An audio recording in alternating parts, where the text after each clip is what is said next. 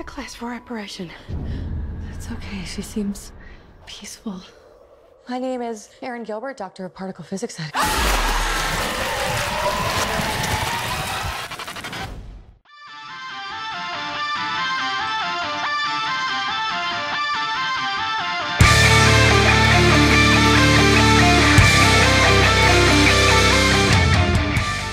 So we're going to be talking about one of the most controversial movies of 2016.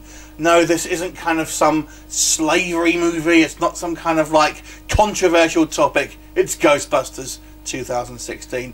One of the most talked about movies, being somewhat notorious for having the most amount of dislikes on YouTube. Now, I will say this. I actually didn't mind the trailers. To be honest with you, I actually quite liked some of the visual that they had there. And, you know, I was pretty much was holding my opinion of it until I had seen the actual film myself, which I just have. I'm going to give my opinion here. It may not be your opinion. It's mine. If you don't agree with it, that's fine. But obviously, this is just my opinion of this movie. So I understand people are getting kind of burned at the stake one way or the other with this film. So I'm not really going to go too much into the plot. It is just pretty much a remake of the original Ghostbusters.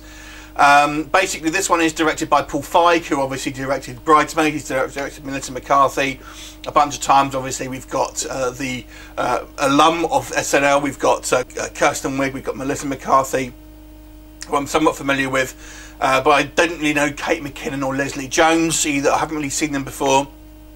Obviously, you've got Chris Hemsworth as well, and I'm going to start off with the positives first of all. For me, the biggest positives, I liked I like the ghosts. I thought they were really interesting to look at for the most part, with the exception of kind of the Slimer ghost, to be honest with you.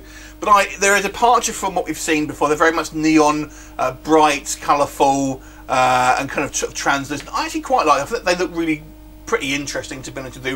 And I like the fact they didn't kind of ape necessarily the original movie. But here's what they did copy, in my opinion.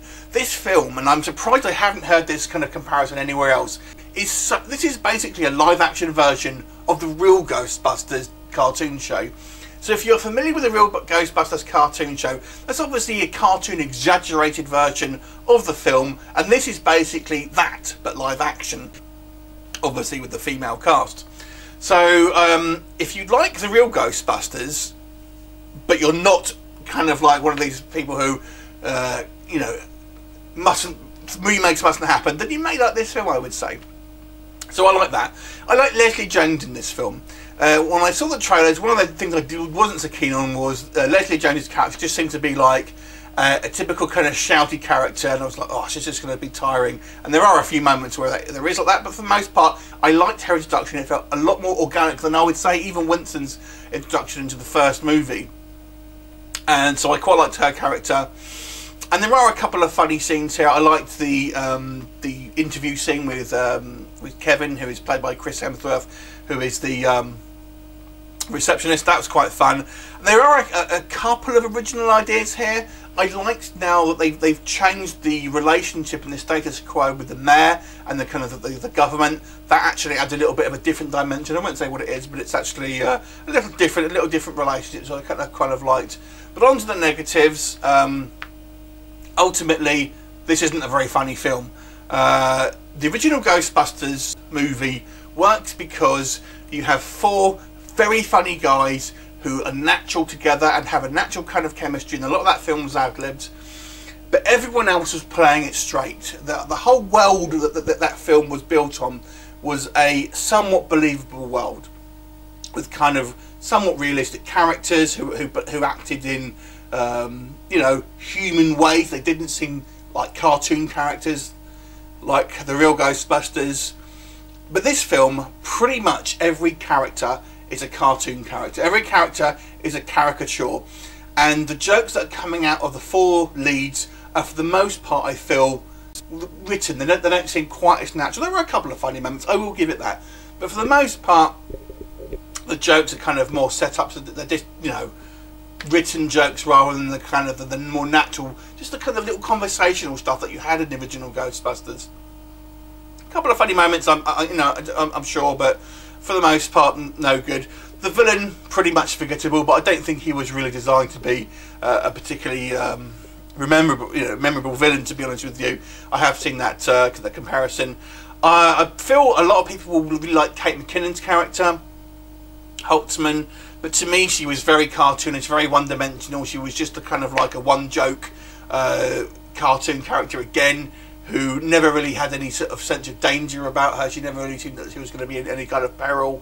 So I feel like she wasn't fleshed out at all.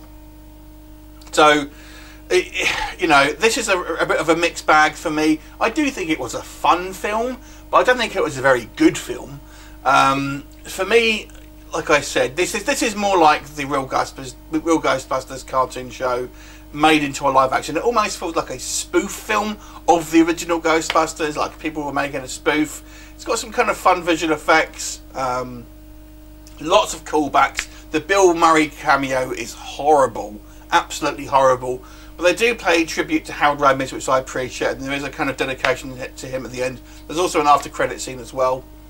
I have seen a couple of criticisms about the amount of cameos.